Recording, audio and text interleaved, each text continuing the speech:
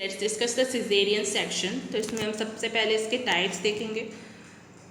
एक टाइप होता है क्लासिकल सिजेरियन सेक्शन का, जिसमें अपर यूट्राइन सेगमेंट का इंसिजन दिया जाता है और इस इंसिजन का नाम होता है सैंकर्स इंसिजन, जैसा ये डायग्राम में दिख रहा है।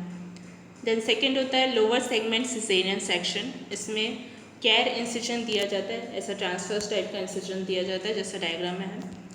देन थर्ड होता है क्रॉनिक इंसिजन या फिर डी ली इंसिजन, जो इस टाइप का इंसिजन दिया जाता है वो वाला सिजेरियन सेक्शन होता है। ये रियरली इंडिकेटेड होता है, मोस्टली नहीं किया जाता है ये। देन LSCS के बारे में देखते हैं हम। तो मोस्ट कॉमनली यही किया जाता है, क्योंकि अपर एंड लोअर सेगमेंट में अगर हम देखें तो अपर सेगमेंट जो है वो कॉन्ट्रैक्ट करता है और फीटस को पुश आउट करता है, ये इसका काम होता है। जबकि लोअर सेगमेंट जो है पैसिवली डायलेटेड रहता है और थिन रहता है ऑलरेडी एंड स्ट्रेच्ड रहता है। तो इसीलिए जब वहाँ पे देते हैं ना, जो इंसिजन देते हैं, तो ब्लीडिंग कम होती है वहाँ पे और हीलिंग भी अच्छे से हो जाती है। रप्चर के चांसेस भी कम होते हैं नेक्स्ट प्रेगनेंसी में, दैट इज़ 0.2 से 0.9% तक रहते हैं। और ऐसा क्यों होता है? क्योंकि अपर सेगमेंट कॉन्ट्रैक्टेड रहता है और बाकी तो अपर सेगमेंट में हम इंसिजन दे ही नहीं रहे, तो वहाँ चांसेस हैं ही नहीं रप्चर के।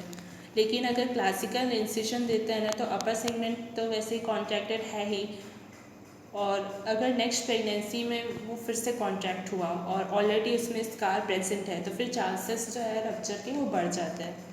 इसलिए चांसेस जो है ना रप्चर के क्लासिकल इंसिजन में ज़्यादा होता है। क्लासिकल इंसिजन में हीलिंग भी इतनी अच्छी नहीं होती है, ब्लीडिंग ज़्यादा होती है, रिपेयर डिफ़िकल्ट हो जाता है एंड रिस्क जो होता है रप्चर का नेक्स्ट प्रेगनेंसी में वो 4 to 9% रहता है, मतलब बहुत ज़्यादा चांसेस रहते हैं। अब यहाँ पे रिमेंबर करने के लिए कुछ पॉइंट्स हैं।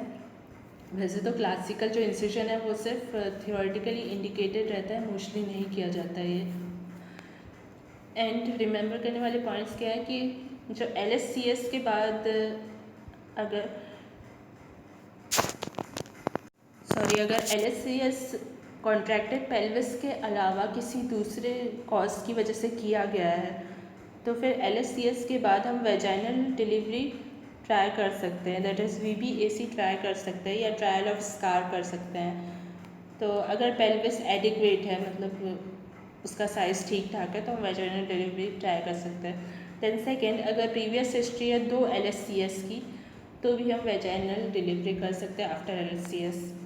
लेकिन इसमें 3 पॉइंट्स याद करने वाले क्या है कि प्रीवियस हिस्ट्री अगर एक LSCS की है तो फिर vaginal delivery after caesarean section हो जाएगा, VBAC हो जाएगा। देन अगर प्रीवियस हिस्ट्री 2 LSCS की है तो भी हो जाएगा वेजाइनल डिलीवरी। लेकिन अगर प्रीवियस हिस्ट्री ग्रेटर दैन या इक्वल टू 3 LSCS की है, 3 या से ज़्यादा सिजेरियन सेक्शन हो गए, तो फिर सिजेरियन सेक्शन के लिए ही जाना होता है, वेजाइनल डिलीवरी नहीं करनी होती है। देन क्लासिकल सिजेरियन सेक्शन के बाद मतलब अगर कोई भी रीज़न से हम क्लासिकल सिजेरियन सेक्शन करते हैं, तो उसके बाद हिस्ट्री होती है अगर सिजेरियन सेक्शन की, तो फिर हमको सिजेरियन सेक्शन ही करना होता है, मतलब कितने भी सिजेरियन सेक्शन किए गए हो उसके बाद सिजेरियन सेक्शन ही करना है। वेजाइनल डिलीवरी फिर ट्राई नहीं की जाती है, क्योंकि हाई रिस्क होता है रप्चर का। ना क्लासिकल सिजेरियन सेक्शन का इंडिकेशन क्या होता है? पहला तो ये होता है जब लोअर सेगमेंट के लिए एक्सेस जो है वो डिफ़िकल्ट हो, यानी कुछ किस कंडीशन में हो सकता है? लोअर यूट्राइन सेगमेंट अगर अधेयर्ड है ब्लैडर से चिपका हुआ है अगर। देन सेकेंड, सीवियरली कॉन्ट्रैक्टेड अगर पेल्विस है, पेल्विस अगर बहुत ज़्यादा कॉन्ट्रैक्ट हो गया। देन थर्ड, अगर कैंसर सर्विक्स है तो उस केस में। देन सेकेंड, जब मॉर्बिडली अधेरियन प्लेसेंटा होता है तो उस कंडीशन में भी इंडिकेटेड रहता है क्लासिकल जो सिजेरियन सेक्शन है, मतलब कौन सा प्लेसेंटा हो गया? प्लेसेंटा प्रेविया हो गया, और ये लोअर सेगमेंट में अगर अटैच्ड है तो उस कंडीशन में क्लासिकल इंसिजन इंडिकेटेड होता है। लोअर सेगमेंट अगर फॉर्म नहीं हुआ है तो उस कंडीशन में भी क्लासिकल सिजेरियन सेक्शन इंडिकेटेड है।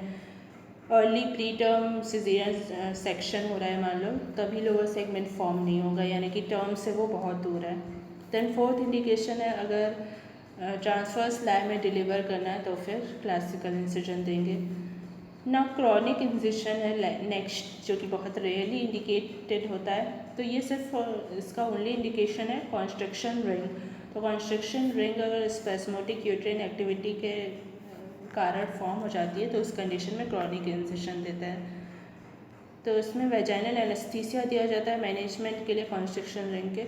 इन चांसेस ऑफ रप्चर जो क्रॉनिक इंसिशन में होता है ना, वो 1 to 7% होता है, इसमें भी काफ़ी ज़्यादा होता है।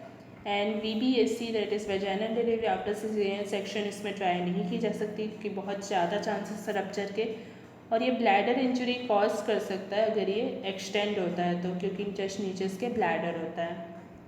सो ये ट्रांसफर्स लाई को शो कर रहा है, ये राइट वाला डायग्राम। सो ये सिजेरियन सेक्शन का हमने फर्स्ट पार्ट डिस्कस किया। Thanks for watching.